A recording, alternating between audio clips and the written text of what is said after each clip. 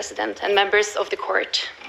In 1999, a football club from my hometown, a small city of the northwest coast of Norway, with only 25,000 inhabitants, became the second Norwegian football club to qualify for the UEFA Champions League. This year, a team from a small city of the north of Norway, actually north of the polar circle, became the fourth Norwegian club to ever qualify for a quarterfinal in a European Cup. Now, these are examples of possibilities. Despite them being small, possibilities that exist and which enable something very profound in European football, hopes and dreams for people and players. And this case is essentially about preserving that. And to frame that into a more legal context, I will now, on behalf of the Norwegian government, touch upon questions 1, 7, 13, and 14 posed by the court. And I'll start with a characterization of a restriction of competition under Article 101 TFEU and question 7.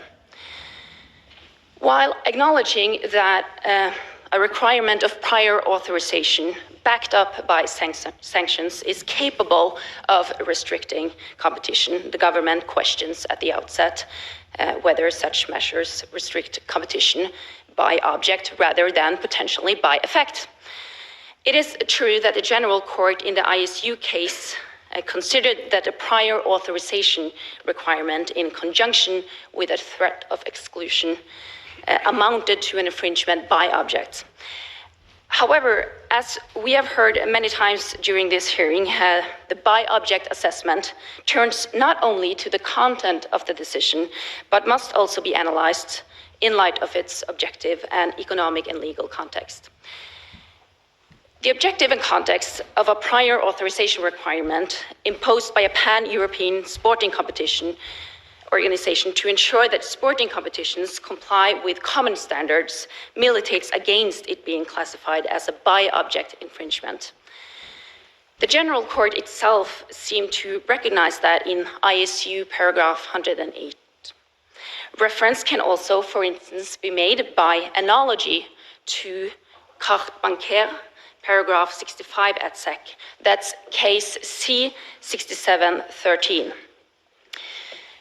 Without prejudice to that assessment to be carried out by the National Court, the government recalls next that according to settled case law, not all restrictive decisions fall within the scope of Article 101. I'm now at the justification part and questions 1 and 13 to 14. For this part, it is necessary to take into account the overall context of the specific decisions by the associations of undertakings and its objectives, and assess whether the restrictive effects on competition are inherent to otherwise legitimate objectives and proportionate, CEG Mecca Medina, paragraph 42. It certainly is relevant in this regard that the EU in Article 165 TFEU acknowledges that the particular area of sport is of specific nature, and that it may facilitate legitimate objectives such as social and educational aims. The EU has as well committed to develop the European dimension in sport by promoting fairness and openness in sporting competitions. A parallel may be drawn here to the Albany Doctrine. That's case C6796. Here, the court similarly relied on treaty provisions in which the EU recognized the distinct nature of collective agreements and how the EU were obliged to promote the socially and economically beneficial effects of such agreements. See, in particular, paragraphs 54 to 58. Turning more specifically to the legitimate objectives pursued by the Organization of European Football, by UEFA and FIFA, it is clear from the written observations, and as we've heard during this hearing, that a plethora of legitimate objectives are promoted through this cooperation. The Norwegian government would like to highlight one objective, however, both because it is important in its own right, but also because it matters greatly to small countries like Norway. As several participants to this hearing has outlined, the Organization of European Football is based upon a pyramid structure. And this structure comprises two aspects specific for the European traditional organization of football. The first point here is open competition based on merits. And this pyramid of open competition is protected by inter alia, Article 51 of the UEFA statutes, and is essential for the functioning of football at all levels. The second point is the system of funding. And to put it simple, without elaborating on details of it, the pyramid's function is to transfer funds from the top to the bottom. And there are several beneficial consequences of this model. It ties together people and clubs that are located geographically far apart. It brings together grassroots and elite levels in a common dependency. It ensures that the top level of the game contributes to the development of the social and educational function of football. The European football model enables that all nations maintain a fair and merit-based chance to participate at the highest international level, thus ensuring and promoting one of the fundamental principles of football. The government therefore considers that the restrictive effects on competition posed by a prior authorization requirement are inherent to the pursuit of the legitimate objectives and proportionate. And this is illustrated by the present case. The European Super League appears to completely disregard the principles enshrined in the pyramid structure. It consists of the wealthiest clubs in Europe seeking to operate a cartel by essentially dismantling the principle of competition on merits. And such a system would entail exclusion of smaller European countries, while at the same time damage the traditional European competitions. And certainly it would affect those at the bottom of the pyramid. It is therefore clear that such an organization of European football would be detrimental to the legitimate objective of ensuring competition on merits within football. And that sporting bodies such as UEFA must have instruments necessary to ensure that such a harmful organization of football is avoided. And this is why a prior authorization requirement is justified and necessary.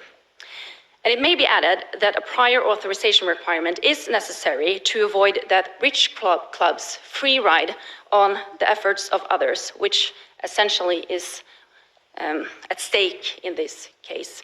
The European Super League will indeed be dependent on traditional European competition and seeks to benefit from it without being bound by its rules. As for instance, 5 spots will be open to other teams by qualification through domestic leagues.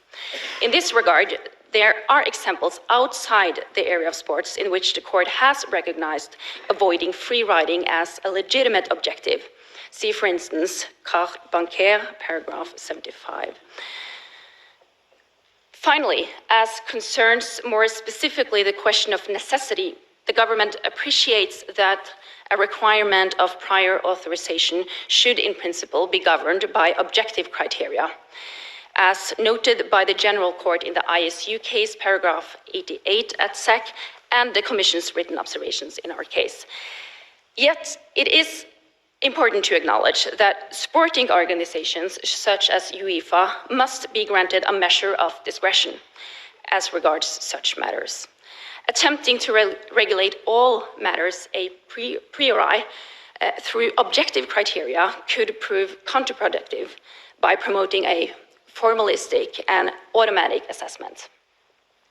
In that regard, the government notes that UEFA has claimed in its written observations, paragraph 72 at SEC, that there are in fact more regulations, objective criteria, and transparency than that set out in the order for reference, and UEFA has also highlighted this during this hearing.